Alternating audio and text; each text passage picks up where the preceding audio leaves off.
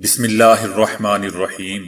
السلام علیکم دوستو، دنیا بھر کی ون لائن خبروں میں آج آپ سنیں گے، لیکن اس سے پہلے اگر ہو سکے تو سبسکرائب اور لائک ضرور کر لیں، شکریہ۔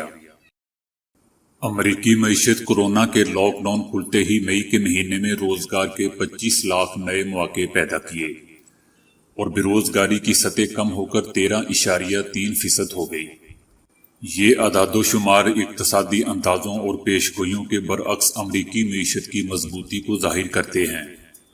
اپریل میں 2 کروڑ سے زائد ملازمتیں ختم ہوئی تھیں اور بے روزگاری کی شرح 14.7% تک جا پہنچی تھی، اور خیال کیا جا رہا تھا کہ مئی میں بھی یہ منفی رجحان جاری رہے گا۔ کورونا بحران میں احتیاطی پابندیوں کی وجہ سے امریکی معیشت کے بہت سے شعبوں کو یکسر بند کرنا پڑا تھا، اور ابھی تک 3 کروڑ سے زائد افراد بے روزگار ہیں۔ لیبر سیکرٹری یو جین نے ایک بیان میں کہا ہے کہ لاکھوں امریکی اب بھی بے روزگار ہیں اور ان کا محکمہ بھرپور کوشش کرے گا کہ تمام امریکی ورکرز اپنے روزگار کی طرف واپس لوٹ آئیں۔ لیبر ڈپارٹمنٹ کی رپورٹ جاری ہونے کے بعد صدر ٹرمپ نے وائٹ ہاؤس میں اپنے خیالات کا اظہار کرتے ہوئے اسے امریکہ میں بسنے والی تمام برادریوں کے لیے ایک عظیم خبر اور امریکی معاشرے میں مساوات قائم کرنے کے لیے اہم پیش رفت قرار دیا۔ سعودی عرب کی حکومت نے آج ہفتے سے جدہ شہر کی تمام مساجد میں باجماعت نماز پنجگانہ ادا کرنے پر پابندی عائد کرتے ہوئے مساجد کو صرف اذان کے لیے کھولنے کا حکم دیا ہے۔ جدہ کی مساجد میں نماز پر پابندی کورونا کے مریض سامنے آنے کے بعد احتیاطی تدابیر کے طور پر اختیار کی گئی ہے۔ کل جمعہ کے روز حکومت کی طرف سے مساجد کی انتظامیہ کو ایک نوٹس جاری کیا گیا ہے، جس میں کہا گیا ہے کہ کورونا کے تیزی کے ساتھ پھیلاؤ کے پیش نظر 14 شوال کو 15 دن کے لیے مساجد سے صرف اذان دی جائے گی۔ دوستو، سعودی عرب میں 2.5 ماہ سے کورونا کی وجہ سے مساجد میں عبادت کی ادائیگی پر پابندی عائد رہی ہے۔ حال ہی میں مکہ معظمہ اور مدینہ منورہ کی مساجد میں مشروط طور پر نماز کی ادائیگی کی اجازت دی گئی ہے۔ جرمنی اور ناروے کے سائنسدانوں کی مشترکہ تحقیق میں یہ بات سامنے آئی ہے کہ ایک مخصوص خون کا گروپ بھی کورونا سے ہونے والی بیماری کورونا کی شدت میں نمایاں اضافے کا باعث بنتا ہے۔ کورونا کی دنیا میں پھیلنے کی رفتار سائنسدانوں کی توقعات سے بھی زیادہ ہے، اور وہ اس بارے میں مسلسل جاننے کی کوشش کر رہے ہیں کہ ایسے کون سے عناصر ہیں جو اس سے ہونے والی بیماری کورونا کی شرح میں تیزی سے اضافہ کر رہے ہیں۔ تحقیق کے مطابق اے بلڈ گروپ کے حامل افراد میں کورونا ہونے کی صورت میں آکسیجن یا وینٹیلیٹرز کی ضرورت کا امکان زیادہ ہو سکتا ہے۔ یہ ضروری نہیں کہ بلڈ گروپ کسی فرد کے زیادہ بیمار ہونے کا تعین کرے۔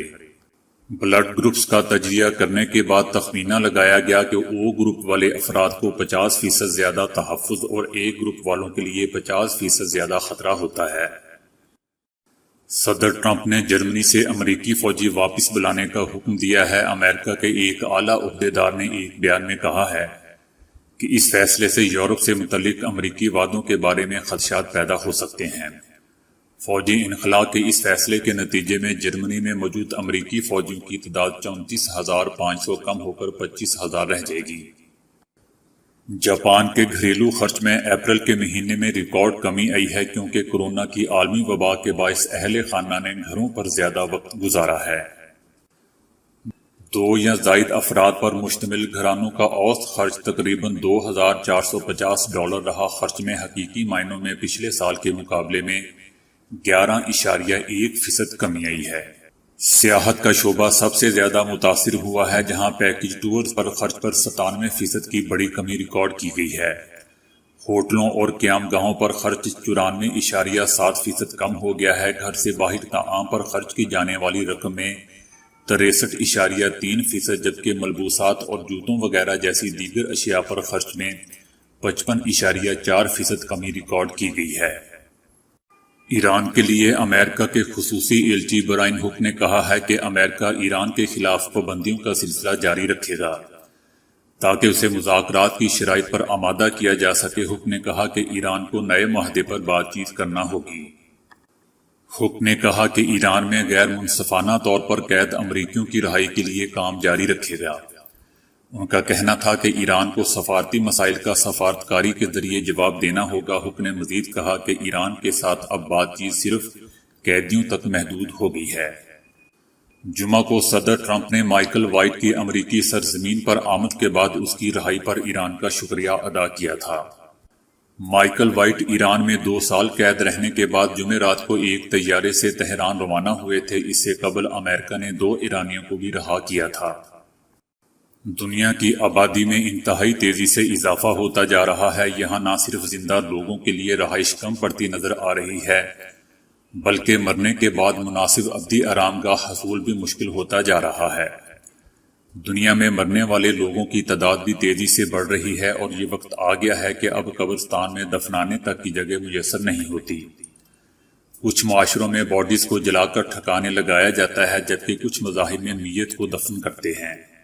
آبادی بڑھنے کے باعث قبریں اور زمین کم پڑتی جا رہی ہے۔ اس مسئلے پر قابو پانے کے لیے بعض ممالک میں زمینی قبرستان کی بجائے عمارت کی شکل میں عمودی قبرستانوں کا رواج پڑ رہا ہے۔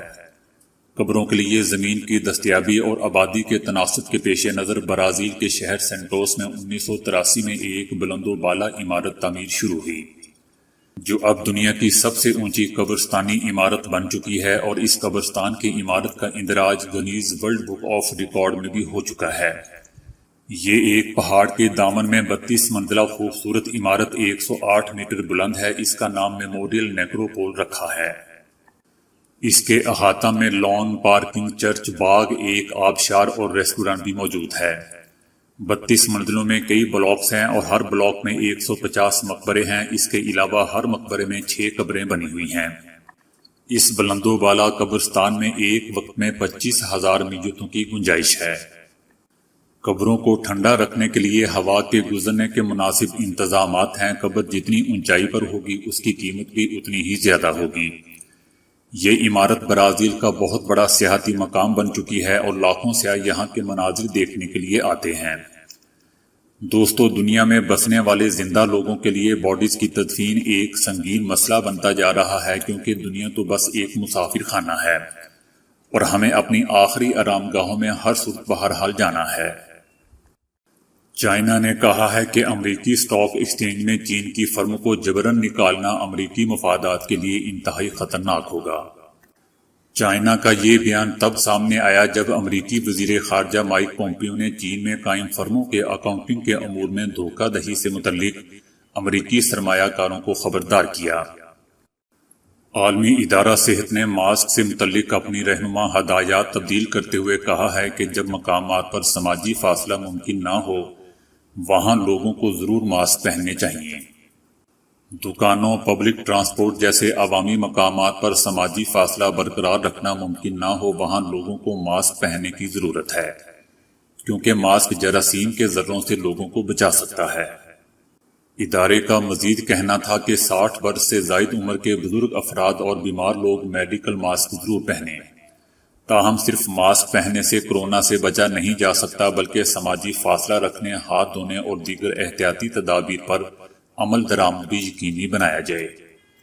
ادارے نے سرجیکل ماسک کی بجائے گھریلو ساختہ کپڑے کا ماسک پہننے کی ترغیب دیتے ہوئے کہا کہ ماسک پہننے سے کورونا سے متاثرہ شخص کے جراثیم سے بچا جا سکتا ہے۔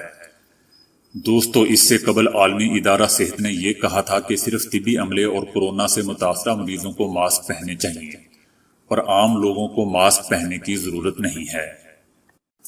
فرقہ وارانہ منافرت اور قومی یکجہتی کو نقصان پہنچانے کے مبینہ الزام کے تحت اب گوسوامی کے خلاف cable television network regulation act 1995 کے تحت پونا میں ایک نئی شکایت درج کرائی گئی ہے۔ گوسوامی حالیہ مباحثے کے واقعات جن میں وہ ایسے الفاظ استعمال کرتے اور بار بار دہراتے ہوئے پائے جاتے ہیں جن سے فرقہ وارانہ رویوں کو فروغ دینے اور آدھی سچائیاں بیان کرتے ہوئے پائے جاتے ہیں، ان کے دلائل اور الفاظ فطرت میں فرقہ وارانہ ہوتے ہیں جسے وہ اپنے شوز میں دہراتے رہتے ہیں۔ گوسوامی کے بیانات نفرت اور فرقہ وارانہ تقسیم پر مبنی پروپیگنڈا ہوتا ہے۔ گوسوامی اور ان کے چینل کے ذریعے اظہار رائے کی آزادی کے غلط استعمال سے آزاد میڈیا کے سامنے ایک سنگین خطرہ لاحق ہے، کیونکہ اس سے ناظرین کی اظہار رائے کی آزادی کی خلاف ورزی ہوتی ہے۔ شکایات میں یہ بھی الزام لگایا گیا ہے کہ گوسوامی اور اس کا چینل دراصل دیکھنے والوں کا اس طرح برین واشنگ کا کام کر رہے ہیں کہ لوگوں کا ذہن کچھ برادریوں اور مذاہب سے نفرت کرنے والے میں تبدیل ہو جائے۔ دوستو، گوسوامی پر جو شکایات لگائی جا رہی ہیں، اس دفعہ کے تحت 2 سال کی قید کی سزا سنائی جا سکتی ہے۔ تو دوستو، آج کے لیے اتنا ہی۔ ویڈیو کو لائک اور شیئر کرنے کا بہت بہت شکریہ۔